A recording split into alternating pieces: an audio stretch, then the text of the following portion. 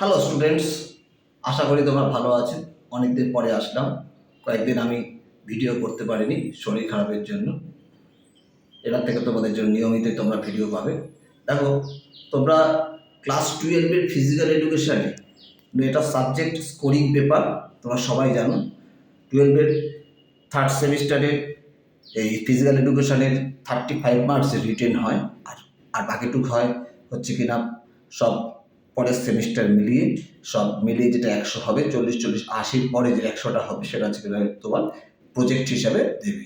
এছাড়া তোমাদের রিটেনের উপর যেটা হয় সেটা এমসিকিউ থার্ড সেমিস্টারে আসবে। ক্লাস 12-এর ফিজিক্যাল এডুকেশন তোমাদের সেই সিলেবাসের কাঠামো অনুযায়ী। দেখো, ক্লাস 12-এর ফিজিক্যাল এডুকেশনের থার্ড সেমের প্রথম চ্যাপ্টারটা, ফার্স্ট চ্যাপ্টারটায় আছে স্বাস্থ্যের সংজ্ঞা, লক্ষ্য, উদ্দেশ্য। তারপরে চোখ, দাঁত, নাক, কানের যত্ন, এই হাইজিনগত সমস্ত ব্যাপার, এইগুলো হচ্ছে ফার্স্ট চ্যাপ্টারটায় আলোচনা করা হয়েছে। তাই এই রকমের ফিজিক্যাল এডুকেশনের এই স্টাডি চ্যানেল, আমার স্টাডি চ্যানেলে এরকম যদি প্রত্যেকটা ক্লাস তোমরা দেখতে পারো, আশা করি তোমরা উপকৃত হবে। এবার দেখো, তোমাদের এই প্রথম চ্যাপ্টারে স্বাস্থ্যের সংজ্ঞা, লক্ষ্য, উদ্দেশ্য, চোখ, দাঁত, নাক, কানের যত্ন হিসেবে এই যে প্রথম চ্যাপ্টারটা, এই চ্যাপ্টারের এই প্রশ্নগুলি ভীষণভাবে গুরুত্বপূর্ণ। এবং তার সাথে পুরো বইটা, যেটা কিনা পর্ষদ থেকে দিয়েছে, সে বইটা ভালো করে পড়ে গেলে তোমরা পুরো চ্যাপ্টারটা কভার করতে পারবে। যেমন ধর, বিশ্ব স্বাস্থ্য সংস্থা কবে প্রতিষ্ঠিত হয়? 1948 সালের 9 এপ্রিল। বিশ্ব স্বাস্থ্য দিবস কবে পালিত হয়? 7 এপ্রিল। হাইজিয়া শব্দের অর্থ কি? স্বাস্থ্যের সংরক্ষণ। পাইওরিয়া কি? দাঁতের রোগ। দাঁতের যত্নের জন্য কি কি করা উচিত? ভিটামিন এ বি সি যুক্ত খাদ্য গ্রহণ করা উচিত। বিভিন্ন চর্মরোগের কারণ কি? অন্তর্বাস অপরিষ্কার।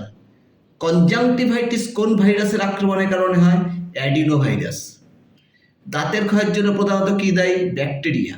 দাঁতের গহ্বর বা ক্যাভিটি মেরামত করার জন্য কি প্রযুক্তি ব্যবহার করা হয়? তো লেজার থেরাপি। শিশুর চোখের গঠনের জন্য কি ধরনের খাদ্য গ্রহণ করবে? Vitamin E. হাইজিন শব্দের উৎপত্তি কি থেকে? গ্রিক শব্দ হাইজিয়া থেকে। এরকম এমসিকিউগুলো তো খুবই দরকারি। তাছাড়া দেখবা তোমাদের স্তম্ভ মেলানো দেয়, বাম স্তম্ভ ও ডান স্তম্ভ। বাম স্তম্ভে তখন আছে 1 নম্বরে ত্বক সুরক্ষা, 2 নম্বর বর্ণান্ধতা, 3 নম্বরে প্রোটানোম্যালি, আর 4 নম্বরে আছে ক্যাভিটি মেরামত।